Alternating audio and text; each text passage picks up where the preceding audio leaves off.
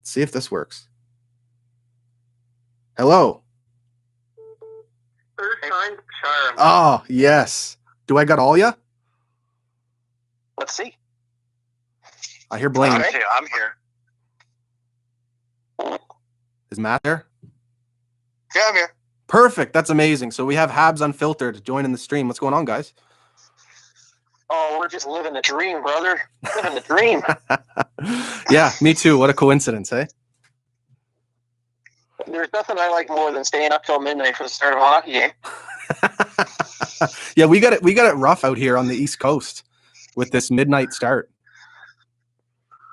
Well, yeah. Matt there in Ontario got lucky. He gets to start at 11. I got to be I'm at the gym at 5:30 in the morning, so this is going to kill me. Oh, wow. Is that you, Treg? Yeah. So you'll hit us up with a selfie then, like somewhere around 5:45. I haven't done a selfie in a while. I've noticed that.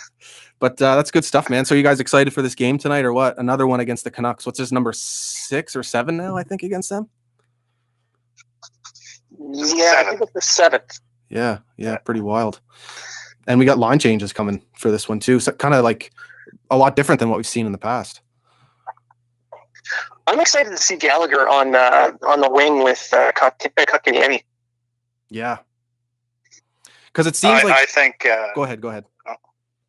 I was going to say, I like the fact that they're trying to put out 2 scoring lines and putting the right defense. Like, not that the third line won't be able to score with Tatar and Amia, but at least the top 2 lines, you have legit 2 lines you can put out there that's going to cause issues for the other team's top line. Yeah, I agree. It's like it's been all balance. It's been all balance up until now. But I like what you said, two top 6 lines. For me, I think it's going to come down to if they're actually going to keep the lines the same as what they are on paper. Because we've seen in the past that Kotkaniemi has been given a little bit more responsibility, but then when it actually comes to game time, the roles change, and all of a sudden, someone like Jeannot gets more playing time. So that's kind of the storyline that I'm going to be looking at. But as you guys said, I'm really looking forward to seeing Kotkaniemi with 2 scoring wingers. See what he can do with it. Yeah, exactly. Well, he was successful with the Foley and Anderson, so let's see what he does with Gallagher. And I mean, he pretty much runs the second unit power play. So, my God, he's been unbelievable ever since Ducharme took over, right, on the power play. Oh, I mean, that second unit should be the first unit, and the way like I say, he is quarterbacking that power play, and he's just making it amazing. Yeah. Well, I wrote something on recruits all about this. So if you guys are willing to pay money to read what I wrote, or if you just want to wait a minute and listen, it's all the same. Yeah, for sure. I'm a sub. I'm a sub, and congrats on that gig too. You and Veronica as well, who will be joining me later. I can't wait to hear her on there. I love the fact that you got all these different fan-run podcasts coming on these onto the stream. I think this is amazing. Yeah, honestly, man, it means a lot to me because, like, you guys were the first Habs fan podcast that I listened to, and this was before I started my YouTube channel. It was your guys's and Happy Hour, and it was, really, it was motivation to me to start my own thing, right? And from the get-go, you guys supported me out of the gate, and it meant a lot. It helped me get my feet on the ground running. So, yeah, I definitely wanted to highlight all you guys tonight. Well, I'm glad you did what you did, because we want to support everybody in the community just because it's a community. Yeah, it's not a competition. Some people may see it as a competition, but all it is just a bunch of people having a fun time talking about the Montreal Canadiens. Exactly. Yeah, if you treat it as competition, I mean, no one's going to just listen to you. You know what I mean? So like, true. they're going to listen to you, then they're going to listen to Happy Hour, then they're going to listen to Falling Hands, and they're going to listen to whatever. And they're going to make up their own mind based on what everyone else is saying. Because 9 times out of 10, we're all talking about the same thing. But it's just everyone's different opinions and perspectives on the situation. So yeah, exactly. I bet you there's a bunch of our different viewers who kind of skim through all of our stuff especially when there's huge hot topics going on, to kind of see where each of us land on those topics, right? Yeah. Yeah, and see who's going to win the arm wrestling matches. McLean's Pub's on board, so that's got to be a thing. Yeah, for sure. I don't know if I'd want to face Treg, man. You spend way too much time in the gym, dude. I actually signed up to Good Life recently, though, so I might catch up, but I doubt it. We'll see. It's all camera angles for Treg. So, how long have you guys been doing your podcast anyway? It's been a while. What, it's 3 years now? 4. We're in our 4th season. Oh, right Jesus, on. Time flies when you're drunk. Yeah. Speaking of that, I got to crack a beer here soon. Yeah, no shit. Yeah. Yeah. Wow. So so when I was listening to you guys, it was around your first year then, because I think when I first started, heard an episode of your guys, it was shortly after the Romanov draft, and you guys were there, weren't you? Yes. Yeah. Yes. That's when I joined the show. Oh, okay. Yeah, I joined the show in the Dallas draft. Actually, we did it from the hotel room and had an absolute blast. Yeah. Yeah. I came up with the idea. Blaine and I were working for a website, a Canadian's website at the time, or writing for them. And I came up with the idea of a podcast. Threw it over to Blaine. Blaine thought it was a great idea. We got it going. We basically did it. Him and I just went over to Blaine's. We did it in his basement. Yeah. And then when we hit the draft, we got Matt on board because we're all at Dallas together, and it just streamed from there. And we're probably in our 2nd year of it on our own. We're not associated with that website anymore, so it's pretty much our own thing now. So a lot more freedom that way, hey? Yes. Yeah. That's been kind of big for me the whole time, was just the freedom of kind of doing it on my own time. Doing, if I wanted to talk about something, I could, or it's nice that way. Yeah. Well, and it works good. And Matt likes to swear, so before they didn't like it when we swore, but now Matt has the freedom to be. Hey, I've toned it down a little bit. You know what? Matt, you're an East Coaster as well. Every now and then, you just kind of flip it. Oh, for sure. I do my best to nod on the channel, but it just comes out, and that's why I like doing the buzzed up and baked stuff. And we got to get you guys on that for sure, because it just provides me an opportunity to kind of let loose and be more of myself than when I'm trying to be professional. 100%. Yeah. But speaking of Romanov, how it's been a blast, or an interesting path for him, but really cool to see him continuing to progress. I'm very impressed with how well he has adjusted to the NHL game already. And for me, he would be the solution for some puck movement. The Schrott-Weber pairing, I know Ducharme has gone on about how that's their best pairing, there's their shutdown pairing, but they don't move the puck as well as the other two pairs. And the reason is they lack that puck mover. I mean, Weber's great at his shutdown role, Schrott is great at his shutdown role, but you put the two together, you're looking at some very rough first passes. They still get them out, but it's not that smooth transition game that you can get from a guy like Romanov, who's I'm sure everyone has seen by now how easily, he makes it look easy, but how smooth his first pass is. People can pick that up, in stride and pick up speed, and the Canadiens' transition game improves because it's based on speed. Yeah. Yeah, I agree. It'll just be interesting to see how he handles going up the upper echelon elite, top sixers in the NHL, right? He's been tested here and there if he gets caught out on a line change or whatever, but I guess there's that they got to think about. But I mean, back to Weber and Sherrod, it's like they're cut from the same cloth. I mean, Sherrod has a bit more speed through the neutral zone than maybe Weber does, and I think Weber is better down low with his first pass than Sherrod is. So I don't know, I feel like that is probably why they end up getting caught on different occasions, because it's almost like you don't know which role they should have at any given time. You know what I mean? Whereas if you had Romanov, you know what his role is going to be, and you know what Weber is going to do, right?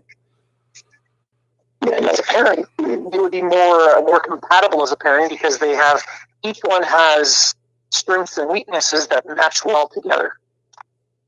Yeah. Yeah, I feel that personally, I think the best solutions put Edmondson and Petrie as your first pairing, Romanov and Weber as your second pairing, and then Kulak and well, really whoever you want, Kulak and Sherratt as your third pairing. The reason I say that is I don't think Weber's a number one guy anymore. I don't think he's a top pairing defenseman anymore. And there's nothing wrong with that. There's nothing wrong with having a good defenseman on your second pairing. And I just think Edmonton and Petrie are your top pairing right now. And I think that's how it's screwed. That's just my opinion. But and then it gives Romanoff time to progress.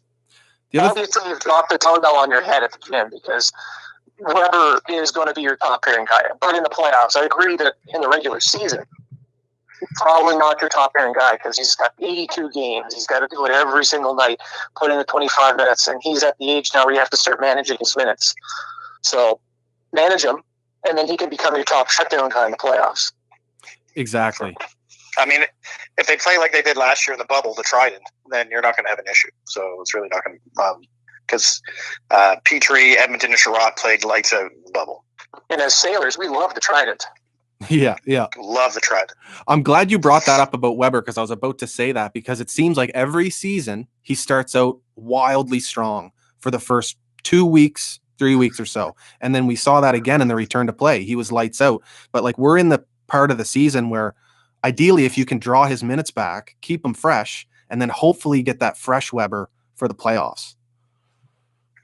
Now, mind you, if you look at his minutes, he hasn't been the top minute getter in the past 3 or 4 games. So I don't know if that just has to do with penalties or whatever, but I think he's second to Petrie, if I'm not mistaken. Yeah. But yeah, so well, I mean there's good. A bonus there, but he's still getting 23, 24 minutes. So yeah, well, that second power play unit's been doing so well, and Petrie's been out there on that. So take some of those minutes into consideration as well. Well, it's the second unit too that's scoring all their goals for him, which Weber's not on. So absolutely, I mean, the Weber power play is a whole different discussion, really, if you want to get into that. But yeah, we got a little bit more time. You may as well. I think it's like you need. I think the Habs need a Ehlers type player or a Barzal type player who, if you're going to have Weber out there, he's not going to bring a whole lot in terms of the playmaking and the passing and the, deception that you want on a power play. But if you have that upper echelon elite guy that can just get penalty killers going all over the place, utilize the other guys on the PP, and then eventually get it to Weber. I'm just, you know what I mean? I'm not sure we have that guy yet where we can fully utilize what Weber will bring at this point. Well, they're trying to Caulfield drooling. Yeah, Caulfield would be great, but they're trying to be drooling that guy. Caulfield's going to be a finisher. He's not going to be the guy to set things up on a power play. But for the setup quarterback type, you can tell that's what they're trying to push is Drouin becoming that guy, becoming that Ehlers type like you mentioned there, Matt. So I don't know how well that's going to work out, but for now, what is working is Kotkaniemi. He's setting that power play up for success. Yeah. For sure. But I like what Kotkaniemi's doing right now is he's not giving up on the play. If there's a board battle, he's in that board battle. He's digging for the loose pucks and he's kind of just roaming all around the ice. Yes, he has his role on the power play, but it seems that he's just always there. At least lately, especially under Ducharme and under this Burroughs power play system, he just seems like he's always in the right place to make a play, and he's not forcing it as much as he used to be. It's true. And he's taking that second effort. Absolutely. And he's taking the shots when he has a shot and making the pass when he has the pass, at least on the power play. And normally, basically, all he's doing is taking the puck, making the defenders come to him, and hitting the guy who's open. That's exactly what he's doing. So, I don't know. Kotkaniemi to me is going to be, I think, no, I'm not going to say an elite player, but I think he's going to be a top end 1B type center. Yeah, I agree. I think we got a good problem on our hands having, between Suzuki and KK, who's gonna take the role and be the number one guy. It's gonna be interesting to see, even the competition within the team to see who, and at the end of the day, hopefully we end up with a situation where we have 2 1 quality players, because it seems like that's what you need to really be a consistent threat year over year. Gee, what a horrible thing to have happen in Montreal after all these years. Oh my God, I know. Jeez. And it kind of seems like that problem is continuing just where they're so young and that we have the inexperience factor right now, but give it a couple years, man, and it's going to be a gift what both of those guys can do. Yeah, it's the experience is the problem. If Suzuki could learn, can get his face-off thing done with, because he's terrible at face-offs right now, and KK could be more consistent at face-offs, because some games, Kotkaniemi 70% on the face-off, the next game he's 30%. So if we can get him both around 50%, we're laughing. Because really, Montreal's biggest weakness right now is winning the draw. And that's why Deneau's going out there in overtime to win the draw, but he's losing them all. So Deneau's not even doing his job. So, yeah, it's been an odd season for Deneau, man. Hopefully he gets it.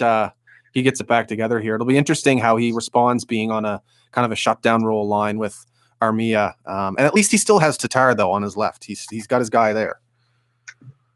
But that's going to be a sneaky line, if you ask me. But yeah, especially if they match up with a third line for the Canucks, because they outmatch any third line, so they would be able to take advantage of that offensively.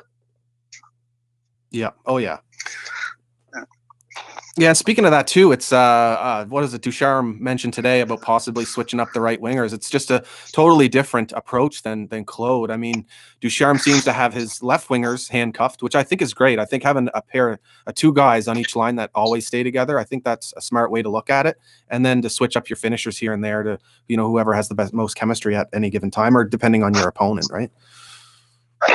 Well, that's his MO. He's always been that kind of coach where he likes the pairings. I mean, you remember when he was in Halifax as the head coach here. He did the same thing. He always had pairs for each line. And that trend is continuing. And I think that's the new way of setting up lines. It shows that you build some chemistry and then you add a different piece of a puzzle. Like currently, he had Anderson on the line with Kotkaniemi and Toffoli, and that worked out really well. But he wants to get another line going, so he brings in a similar player. And in Montreal, the right wing side is filled with those guys that play big. So you have Anderson he's a big power forward with speed. You have Gallagher, who's a power forward in a small frame, and Armia, who can play that type of power game, but he doesn't have the offensive skills of the other two. So it's three similar types, all on the right wing. So I can see why you chose to make the pairings the left wing and the center. Yeah, for sure. Well, guys, we definitely have to hook up for a Buzzed Up and Baked here at some point through this season. I know we've kind of talked about it in DMs here and there, but I would love to figure that out. And where you mostly have two-thirds of you are in Nova Scotia. The two of you can come in and maybe we can hook up Matt somehow on webcam and get her done. Well, feel free to slide into our DMs. No problem. So if you slide in my DMs, Matt, I'll have special selfies for you. So. Oh, damn. Let's go. So where can everybody find you guys? Work pretty much every day, sadly. I'm Treg33 Treg _ THW on Twitter. We also have Habs Unfiltered on Twitter. Habs Unfiltered is on YouTube. We have our own YouTube channel now. It's not as popular as yours, but I think we got 40 people. It's hard to get the subs, man. It'll come, but it's hard. Yeah. And then we have Habs Unfiltered on Facebook and on Instagram. Am I missing anything, Blaine? I'm at Blaine Pudney THW on Twitter. You can find me there. You can find my work on the Hockey Writers and at Recruits. Perfect. Yeah, I'm on the Hockey Writers. I'm writing on the Hockey Writers. And then you got Matt, Snakebite 360, Twitter. Awesome, guys. Thanks so much for joining me. And hope you guys enjoy the game tonight. Are you guys staying up for it, or are you gonna crash, or what? I'm gonna try to stay up. I only have work in the morning, and that's not as important as a Habs game. Love it. I'm old as hell, and I usually hit the gym by 5:30, so I'll probably be in bed. It's already past your bedtime now, buddy. So we'll cheer extra loud for you. Have a good one, fellas. All right, thanks, Matt. Peace, Matt. Peace, Drake. Peace, Blaine. Yeah, thanks. Bye.